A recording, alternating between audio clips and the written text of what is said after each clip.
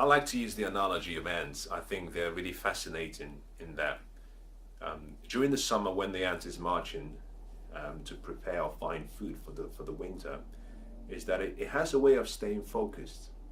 And no matter how much you try to either obstruct its way, put obstacles, is that the ant has a way of actually going around, going over, going under.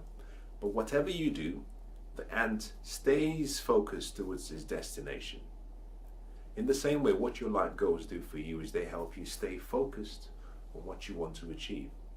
And so one of the most important things you have to do in actually being able to resist um, and keep yourself focused and not get distracted by rejections and failures and comments by people who add nothing to your life is simply to always remember and tap into your life goal, because your life goal is really a destination that you've decided. You know, you've designed the rest of your life, and you simply have to live each day towards that future you've designed. And if you find that you have distractions or you have detours along the way, you simply go with the detours because you know where you're trying to get to.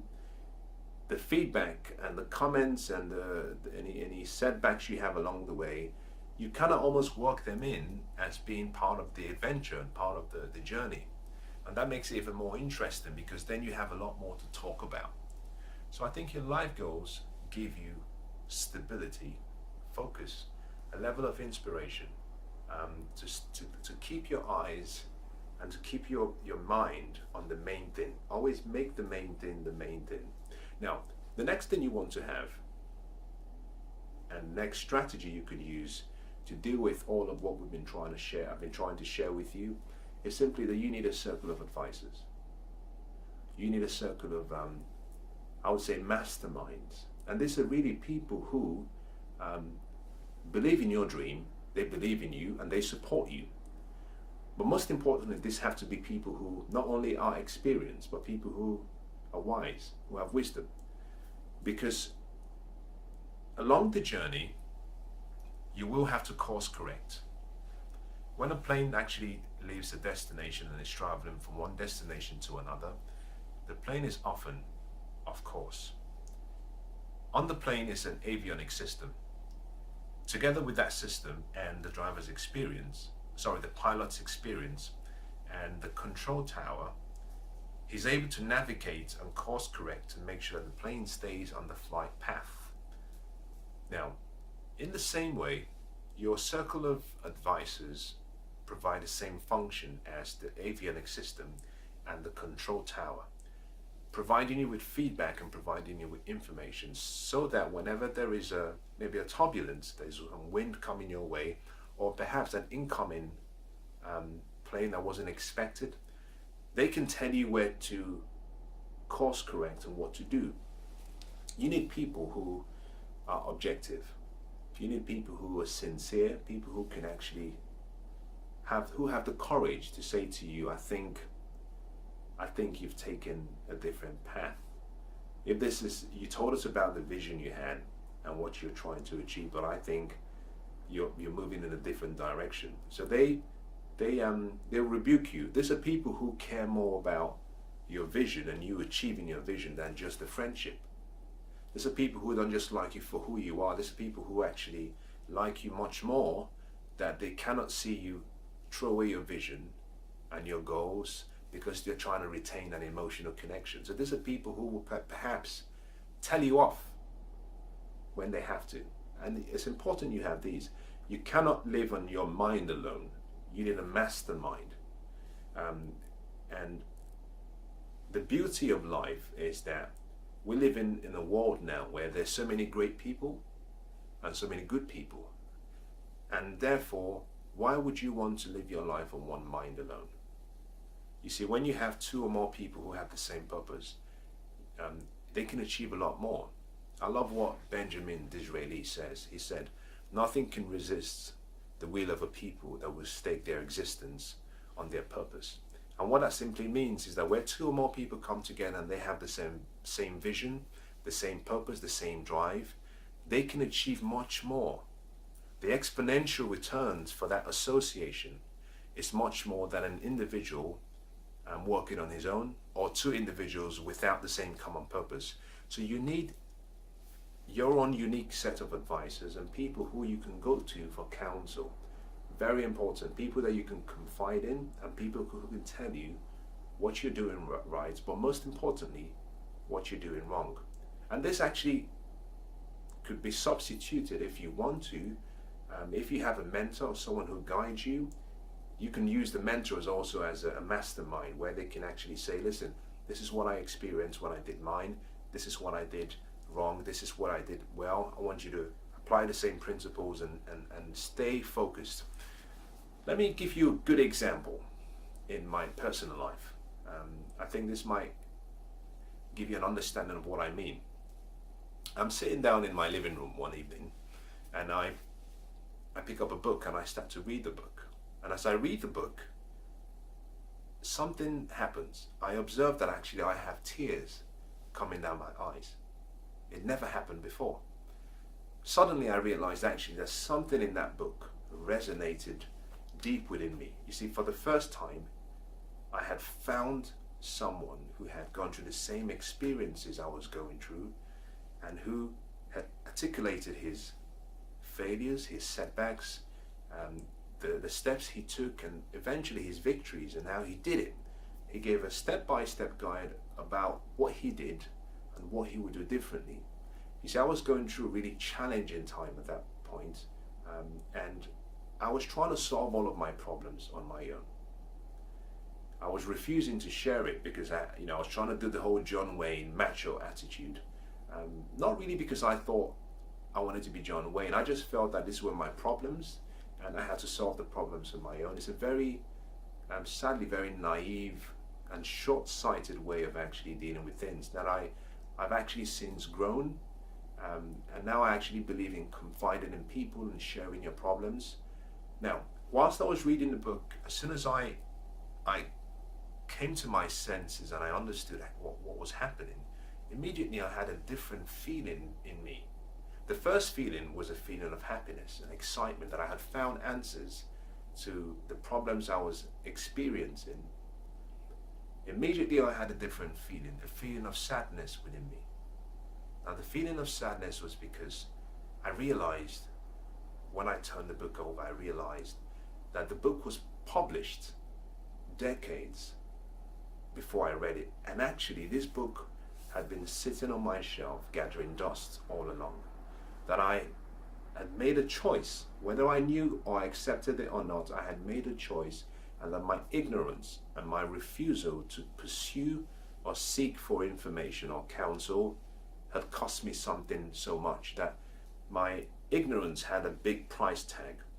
What am I trying to say here? By reading that book, I had tapped into another mastermind. I had tapped into a mind much bigger than mine. I had tapped into someone else's experience, and I was able to actually learn and leverage some time. I could have done more, but I could have leveraged more time had I actually, was I open to the idea of having a group of advisors, whether that be in the form of a book or whether that be in the form of people that I could actually talk with and interact with. And I say this simply because mentors have the ability to actually expand us. There are two ways you learn in life. You learn through your mistakes or you learn through mentors. And I say this so often that failure and your experiences alone is the slowest way to actually gain wisdom and actually to get better at anything, that you don't really learn from your successes. And that might come as a shock to you, but you don't really learn from your successes as much as you learn from your failures. Now, what is success? Success is really a product of your experiences, good judgment. Your success comes from experience. Your experiences come from good judgment, but unfortunately, your good judgment comes from a repetition or a series of actually poor decisions and judgments you've made. So it's like a cycle. And by learning from other people who have succeeded where you're perhaps aspiring to succeed, what you do is you leverage time. You see, you can learn from your experiences, and I think that's very useful. But I would always recommend that you combine that with other people's experience. People who have succeeded, who have achieved great success. If you can find someone who can actually teach you or guide you, and you're willing to model what they've done to achieve another level, the same level of success. It empowers you because, in a way, do you know, by reading that book, it took me about 4 hours to read the whole book. I learned in 4 hours something that took the author about 25 or 30 years to learn. You see, I'd leveraged so much time just by learning from what he actually had in the book. So mentors give you, and advisors give you an opportunity to compound time so you don't make the same mistakes, or you don't make mistakes and actually set yourself back 5, 6, 7, 10 years. Now, let's move to the next item. I believe this is number 6 or number 7. I'm not really counting, I can't remember. And that is simply that once you've established your group of advisors, the next thing you need next to that is actually your inner circle. And by your inner circle, I mean a circle of people who love and care for you. You know, 80% of your happiness will come from your relationships. And one of the most significant investments you can make is in investing in good friends and in good relationships and having your family.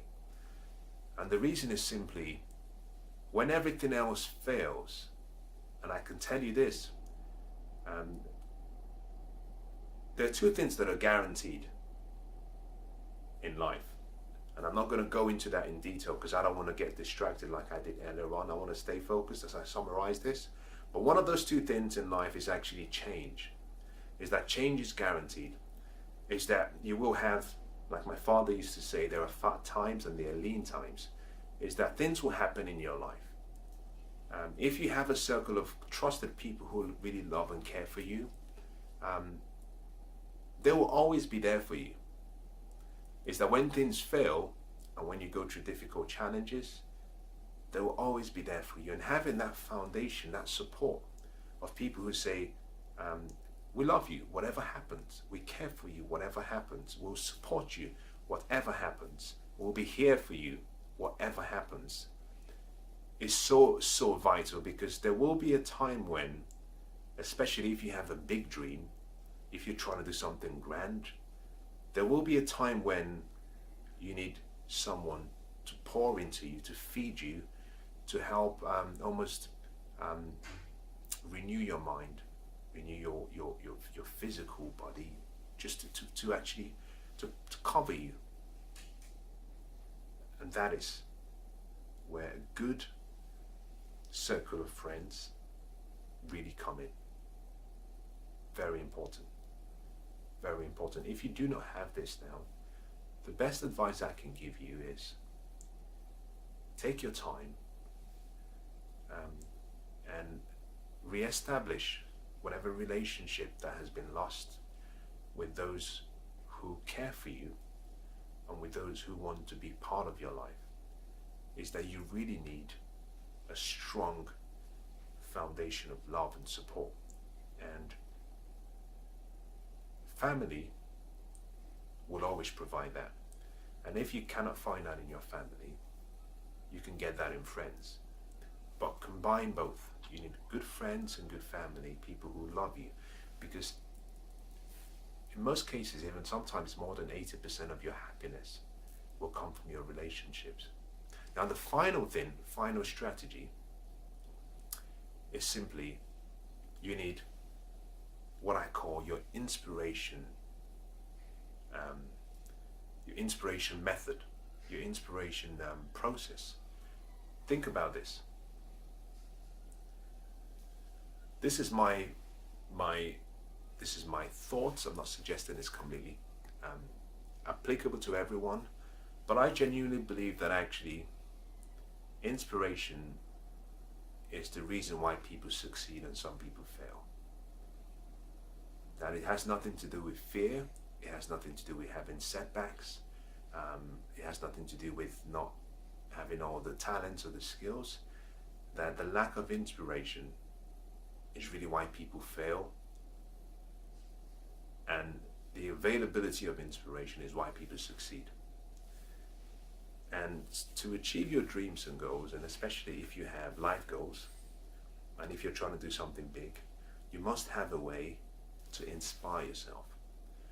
Motivation always has to come from within. First of all, it has to come from inside, because no one can get into your mind, no one can get into your head, no one can get into your body and motivate you. A lot of people are relying on external stimuli to motivate them, and the trouble and the difficulty is, as soon as all those external things go away, you find that your level of motivation drops. But on the other hand, inspiration is a state of being in spirit. And if you can find what inspires you, it means you can keep your passion, you can keep your energy, you can keep your excitement, you can keep your focus going every single day, every single day. And this is the best way I would recommend that you do this. Get a piece of paper, or on the paper you're using, or the journal you're using, think about between 5 and 10 things that inspire you. Things that when you see them, when you think about it, that there's a surge of energy that is awakened within you. Now, I'll give you some examples. There could be things such as your family, or let me put it in a more general group, people. It could be people who inspire you. This could be family, this could be friends, this could be role models, this could be maybe your heroes, but people who, when you think about them, when you see them, when they talk to you, you find actually that you feel inspired. The next set is actually things such as places, pictures. Is that you might have pictures of maybe a vacation you went to, a place you want to go to, a home you want to have, maybe the future you've actually designed in pictures, your goals in pictures, they inspire you. Write down between 5 and 10 things that inspire you. Now, once you have all of those, now it doesn't have to be 10, it doesn't have to stop at 10, it could be as many as you want. I'll tell you how I do mine. I have converted all of my goals. Now, my goals are split into 4 categories. There is my life goals, which is really the foundation. Then I have what I call intangible goals, which are goals you can't really, you may not be able to measure it. So probably goals that have to do with my character and who I want to be, who I want to grow up to become. Then I have my tangible goals, and my tangible goals are really kind of split into places, things, and it's a combination of long-term, medium-term, and short-term goals. And then the final goals I really have is what I call my life contribution goals, which is, what difference do I want to make? Because each of my life goals, I've actually tried to connect that with a life contribution, because I believe at the end of your life that we're here to do something good, that it's not just about us as individuals, that the world is meant to be a better place just by we passing through. And by connecting it to a life contribution, I find that I have a lot more purpose and inspiration to achieve it. So those are my 4 categories. Now, what I've done is I've taken each goal in each of the items in those categories, which are described in words in my journal, and I converted those to pictures. So, for example, I have a picture of my dream house, the house I want to have in 5 years, the house I want to have in 10 years. And so I simply get that picture, and I've taken all those pictures and I put them on my electronic device, my phone, my laptop. I put them on what I call my dream wall, and you can have the same, maybe a location in your house.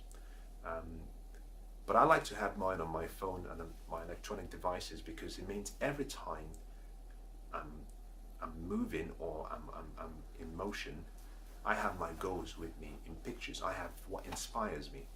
Taking all those pictures, I've taken all of those pictures and I've put them in a folder, in a number of folders, so that whenever I feel not really inspired, all I need is perhaps maybe a few seconds, 30 seconds, and I could just flick through.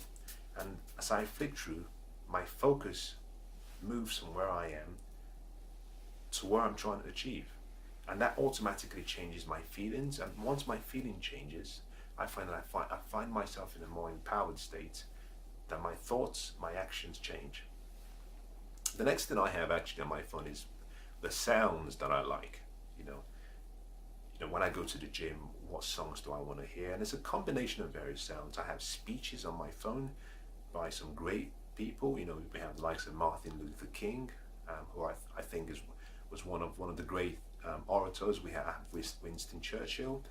All of these people who, when I hear their voice, something awakens in me. I have, voices and speeches from people who I really admire, and some of them you perhaps know. When I hear their voice, I find myself inspired. I have sounds, music that I like.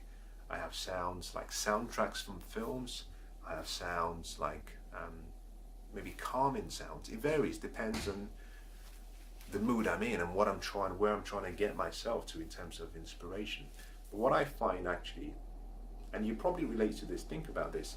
If you've ever maybe been to the gym and maybe you're a bit tired, you're not really feeling it, the energy is not really flowing, it's not gushing out, and then suddenly maybe there's a change to the music in the background system and it's a song you really like. It brings back emotions, it brings back feelings of an experience you've had, and then suddenly you just find this energy just comes out from nowhere, that you're just empowered. You see, what that is, it means simply that there is a sound that can change your states and get you really inspired. So think about what inspires you. You must have an inspiration method where you use whatever it might be. It could be anything. It could be a picture of your beautiful daughter's face. That when you look at the picture, you just feel, wow, I can do anything for her. Whatever inspires you, have a system whereby you can use that to change your focus. The whole point of this really is that whenever you have any criticism or you have any rejection or you have any comments that come in or any advice that comes and changes you from a place of being empowered to a place of being disempowered, you have a choice. Through the power of a choice, you can simply bring out your inspiration method and simply change your state and get yourself back into a state which is more empowered. This is where I conclude. But let me summarize by saying this. Your life really is a function of the choices and the decisions you make. The comments that come from outside have no meaning. They make no sense, except the meaning you give it. You need a strategy to stay focused, to absorb anything that comes your way, and to keep you on the path towards achieving your dream. To do this, you must have two important things. The first is actually your fundamental principles and founding philosophies about how you deal with criticism and how you deal with naysayers and how you deal with anything that comes your way. The second is you need a strategy. Now we've spent this series of the last few video sessions talking about the philosophies you must adopt and the strategy you must implement. And I hope both have actually been quite useful. Now, let me quickly summarize and just run through what I believe I shared with you. Now, if I miss any one of those, you can go back and watch the video again. I started off by saying simply that you must start by creating a gatekeeping system, number one. Number two, you must have a system whereby you have an opportunity to reframe whatever comes your way. So strategy number two is get skilled at using two methods of reframing, context and content. Then I said, okay, well, what if you get through the reframing and nothing really changes, then you must get really good at changing your state. And you change your state in three ways really, or four ways really. You can change, well, two ways really. And with the first one, there are three ways to change in the first part. The first is actually through your physiology, changing your posture, changing how you breathe, and changing the sound of your voice, your tonation. The second way of changing is changing your focus, and you do that simply by changing what you see and the pictures, through pictures or the sounds you hear.